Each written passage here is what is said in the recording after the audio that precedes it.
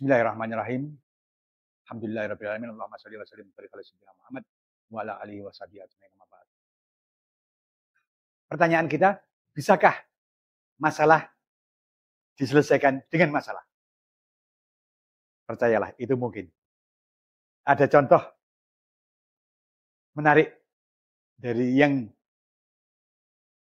diungkapkan lewat cerita Syekh Juha Nasruddin Khoja. Sufi eksentrik yang terkenal gemar memutar balikkan nalar manusia. Suatu saat datang seorang tamu mengeluhkan sumpeknya hidupnya. Bayangkan Syekh, saya hidup di rumah ukuran 5x7. Harus bersesakan dengan 2 orang tua, 2 mertua, seorang istri, 5 anak, dan 3 ipar. Sang Syekh manggut-manggut Syekh Juha. Dan luar biasa, ketika si tamu ini mengeluh tentang kesumpekan hidupnya, sang Syekh menjawab dengan tidak terduga dan sangat mengejutkan kita. Kata Syekh, beli 10 ekor ayam, pelihara di dalam rumahmu. Si tamu tadi tentu saja terloncat kaget kan. Bayangkan, hidup sudah sumpek, banyak orang disuruh melihara 10 ayam di dalam rumahnya. Tapi karena Syekh juga dianggap seorang wali yang luar biasa, maka ditaati, dia pulang.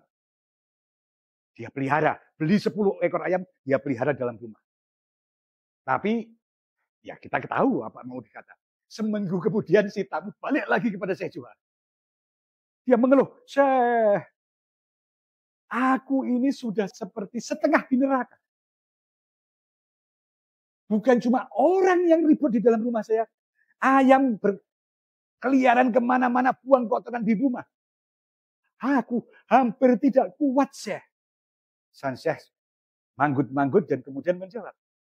Kalau begitu, beli 2 ekor kambing. Pelihara di dalam rumahmu. Si orang ini memukul kepalanya dengan kaget dan ingin berteriak memaki Syekh Juha. Tapi nggak berani. Karena ini seorang yang dianggap wali. Dianggap pasti ada hikmah di balik kata-katanya. Dia pun pulang, meskipun memaki-maki dalam hati, dia beli 2 ekor kambing. Dia masukkan ke dalam rumah. Seminggu kemudian, dia datang lagi. Dan kali ini memohon-mohon. Syekh, tolong Syekh, aku sudah tidak kuat. Bukan cuma mertuaku, iparku, orang tuaku, anak-anakku. Tapi juga kambing dan ayam hancur-hancuran di dalam rumah saya, Syekh. Saya bisa gila kalau begini caranya. Sang Syekh manggut-manggut. Dan tak kalah luar biasa. Tanpa perlu berpikir panjang, sang Syekh langsung memerintahkan si tamu. Dengan kata-katanya yang sakti. Jual semua binatangnya. Ayam, kambing, buang semua. Orang itu dengan gembira lari pulang ke rumah. Mengambil ayam, mengambil kambing. Dijual semua. Esok harinya dia pulang kepada Syekh.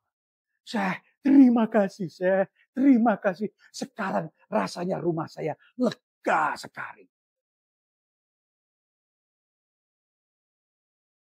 Apa intinya?